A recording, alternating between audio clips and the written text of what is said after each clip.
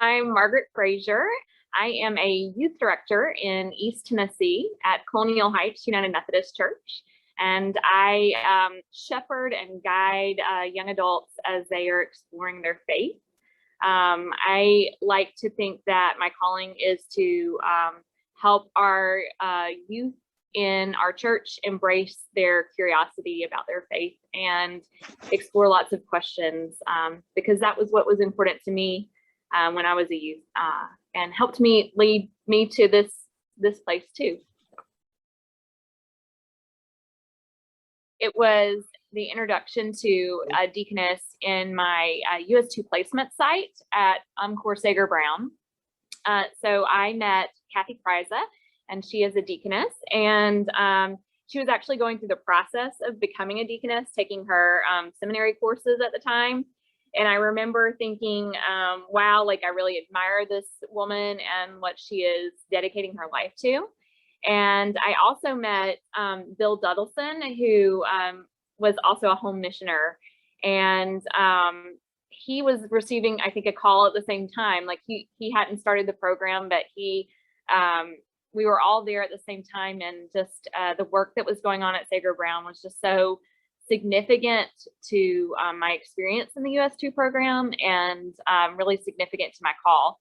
So I left the US2 program and served, I left the US2 program and went to a master's program at the University of Bristol and studied archaeology for a year.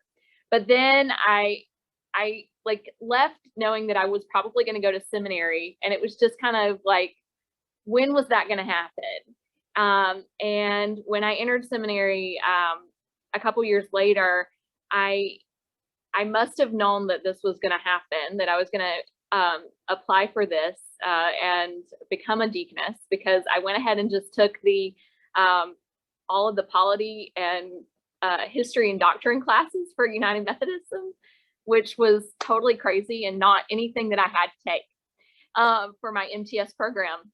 I just took them anyway, and they're really not the most interesting courses that you can take in seminary. So for me, that little seed of the significance of this program and what it can be, and like how it can validate a lay calling, was so important. I grew up in a Methodist rich family. I have so many Methodist clergy in my family. I'm married to one, but my dad and my granddads are Methodist clergy as well. But for me, it was always about a lay calling. I wanted to do lay ministry. And the Deaconess program allows me to do that, and really validates my calling, and gives me a voice in my conference, which I think is so powerful. And I love that. And it upholds this rich history of lay ministry in the Methodist Church that I just am so excited to be a part of now. For me, it's there's that deep calling of lay ministry, and it connects really with the knowledge of the history of the United Methodist Church. Having that, when, particularly in the United States, when the United Methodist Church was founded, we didn't have ministers who were there all the time. And we did have these churches that were sustained by lay ministry. And then a circuit pastor came and visited periodically, but they really happened because of the laity. And I just like connecting with that. But also, I have that question still, like, why aren't you going to be ordained? And I like embracing the Deaconess Home Missioner program, because it is a good, it validates lay ministry in such a beautiful way. And it says, hey, like, ordination is not the only way in which you can be in ministry. And I am so pleased that there are people who told me about it, including clergy like my dad. He knew about these ministries, and he made sure that I did too.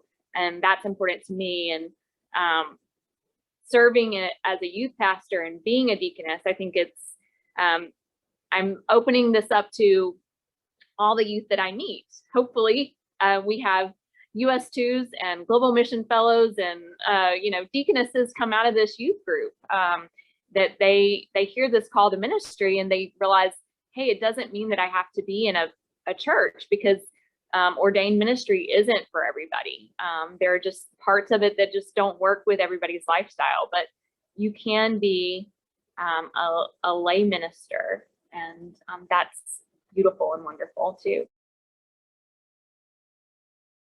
In addition to building them up and helping them feel empowered by the church to realize who they are and who they are called to be, as important as that is really connecting them to the global church, because for me, that connection was so important and powerful, and it came through my dad. And I learned about the US2 program, and I was able to really see our global church in a beautiful way. I got to go to a general conference through that, and that is an experience that I want to give these youth. And so we've had 3 global mission fellows Zoom in with us, and they get to ask them questions about what it's like to be a missionary. And my greatest hope is that they feel inspired to remain connected with the United Methodist Church and see that it's not just Colonial Heights United Methodist Church. It's like the global United Methodist Church. There's so much more beyond our 4 walls here at our small church. So I really hope to connect them and like what we're doing to eradicate suffering and really connect them with the global mission of our church. So those are my connections with our mandates. The word is passion. I am just so inspired by the passion of my brothers and sisters in the Deaconess community.